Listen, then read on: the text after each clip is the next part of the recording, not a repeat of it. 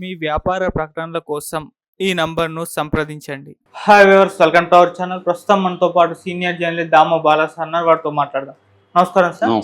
Sir, Shanmukh Jaswanth కేసులో మరికొన్ని interesting విషయాలు బయటపడ్డాయి సార్. అది ఆయన డిప్రెషన్తో బాధపడుతున్నాడు, అందుకే డ్రగ్స్ తీసుకున్నాడని చెప్పేసి ఒక వీడియో కూడా వైరల్ అవుతుంది.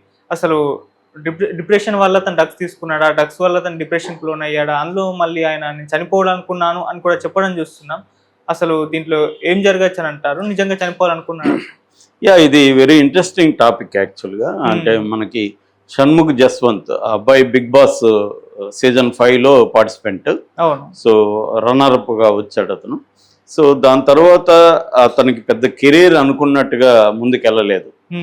మామూలుగా బిగ్ బాస్తో ఉండే ఒక అడ్వాంటేజ్, ఒక డిసడ్వాంటేజ్ ఏంటంటే, అడ్వాంటేజ్ ఏమో కొంతమందికి దాని వల్ల పాపులారిటీ వచ్చి వాళ్ళకి సినిమాల్లో కానీ వెబ్ సిరీస్లో ఇలాంటి వాటిలో ఛాన్సెస్ వస్తాయి.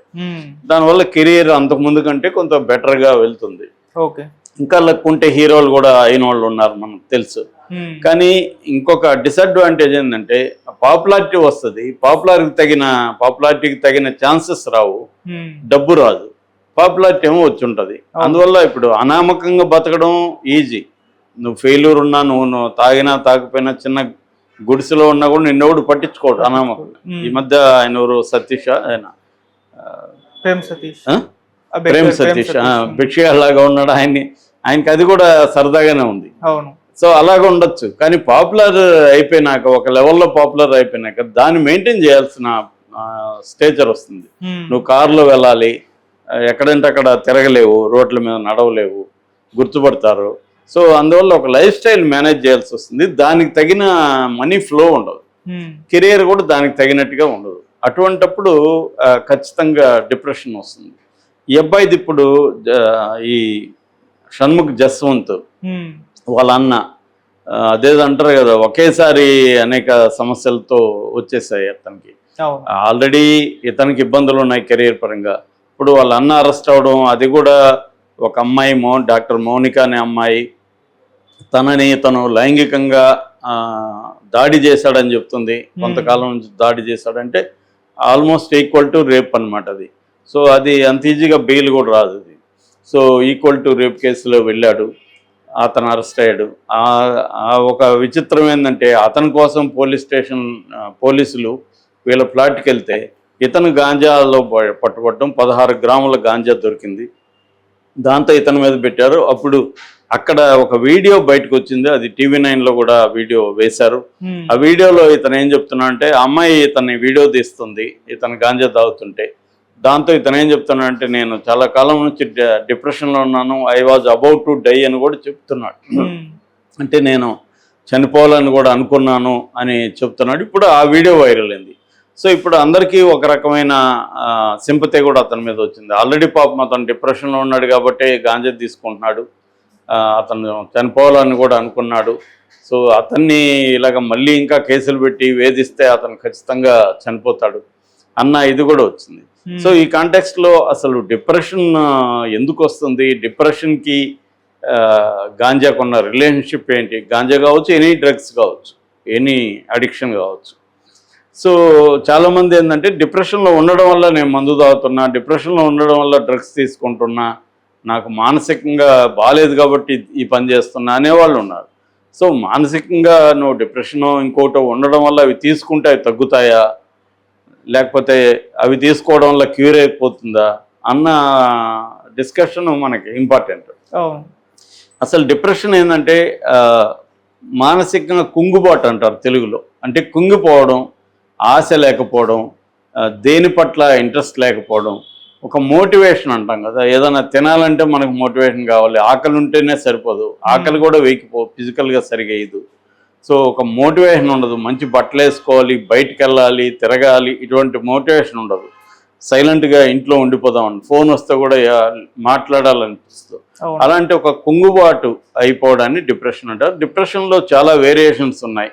మామూలుగా MDD అంటారు, మేజర్ క్లినికల్ డిప్రెషన్ ఇది అన్నమాట. సో ఈ క్లినికల్ డిప్రెషన్ అనేది ప్రధానంగా ఉంటుంది.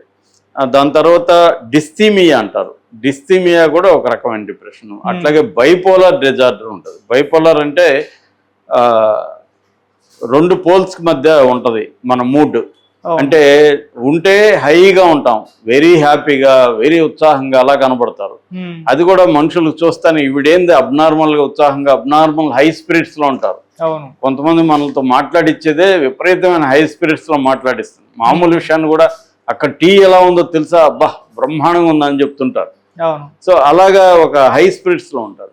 వాళ్ళే మళ్ళీ కంప్లీట్ లో స్పిరిట్స్ లో ఉంటాయి, ఎవరిని కలవడం, మన ఫోన్ తీయడు, అలాగా ఉంటారు. అది ఎక్స్ట్రీమ్ మూడ్ ఇదన్నమాట, డిజార్డర్. దాన్ని బైపోలార్ అంటారు.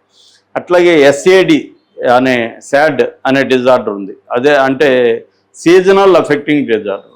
మనకు చాలాసార్లు గ్లూమీగా వాతావరణం ఉండి, చలికాలం వింటర్లో చాలామందికి డిప్రెషన్ పెరుగుతుంది. మనకు కూడా ఇంట్లో ఉండి ఎక్కువ వర్షాలు పడుతున్నప్పుడు ఇంట్లో ఉన్న అది ఒక రకమైన మూడ్ డిజార్డర్ వస్తుంది అన్నమాట.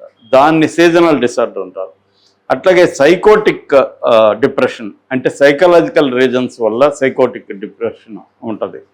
ఇక పోస్ట్ పార్టం, చాలామంది స్త్రీలకు పిల్లల్ని కన్నాక డిప్రెషన్ వస్తుంది. చాలామంది స్త్రీలకి ఈ ప్రాబ్లం వస్తుంది. అట్లాగే ప్రీమెన్స్ట్రువల్ స్త్రీలకు ఎవరి మంత్ వాళ్ళు నెలసరి అవుతారు కదా, అప్పుడు కూడా నెలసరికి ముందు ఈ డిప్రెషన్ స్టేజ్ ఉంటుంది. అప్పుడు వాళ్ళు ఇతరుల మీద బాగా విసుక్కోవడం, కోపము చాలా తీవ్రంగా ఉంటుంది కొంతమందిలో. అది కూడా దీనికి కారణం అన్నమాట. సో దీనికి అసలు ఇలాంటి ఓవరాల్గా డిప్రెషన్లకి ఎందుకు కారణాలు ఏంటి అనేది మనం తెలుసుకుంటే కొన్ని బయలాజికల్ రీజన్స్ ఉంటాయి. అంటే జెనెటిక్స్లో మన పేరెంట్స్కో, మన మేనమామ అట్లా దగ్గరగా ఉన్న వాళ్ళకో ఉంటే మనకు కూడా వచ్చే అవకాశం ఉంటుంది, జెనెటికల్. రెండవది సైకలాజికల్ రీజన్స్. అంటే ఏదైనా ట్రామా కానీ, స్ట్రెస్ కానీ, లైఫ్లో ఫెయిల్యూర్ కానీ ఇట్లాంటి జరిగినప్పుడు డిప్రెషన్ వచ్చే అవకాశం ఉంది.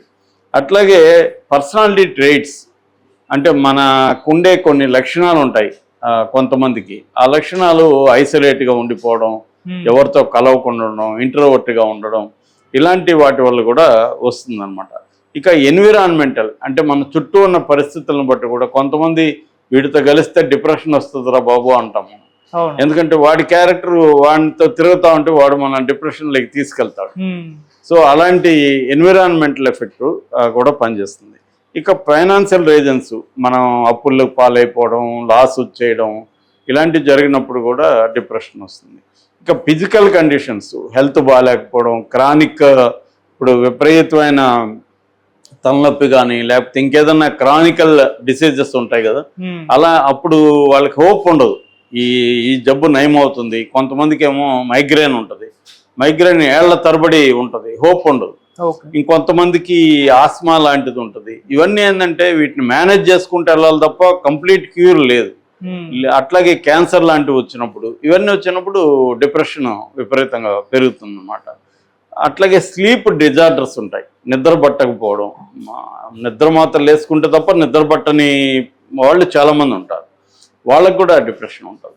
సో ఇంకా లాస్ట్ కాజ్ వచ్చి సబ్స్టాన్స్ అబ్యూజ్ అంటారు. అంటే ఇందాక చెప్పినట్టుగా డిప్రెషన్ ఉండడం వల్ల గంజాయి తీసుకోవడం కాదు, గంజాయి తీసుకోవడం వల్ల డిప్రెషన్ వస్తుంది.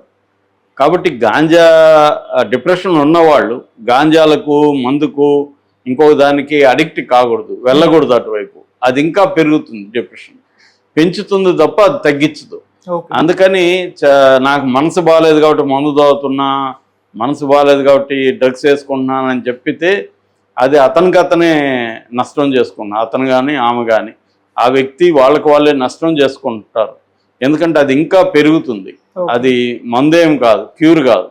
అది టెంపరీగా మత్తులో పడుకుంటాము కాబట్టి మనకు అనిపిస్తుంది, కానీ మరుసటి రోజు ఇంకా పెరుగుతుంది.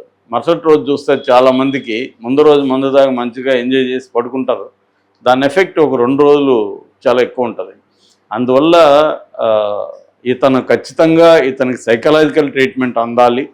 జస్వంత్ చేసి ఉండాల్సిన పని గతంలో కూడా ఏంటంటే ఇమ్మీడియట్గా ఒక థెరపిస్ట్ని కలవడం, సైకాట్రిస్ట్ని కానీ, డిప్రెషన్ లాంటిది క్రానికల్గా ఉంటే ఖచ్చితంగా సైకాలజిస్ట్ని కలవాలి, సైకాట్రిస్ట్.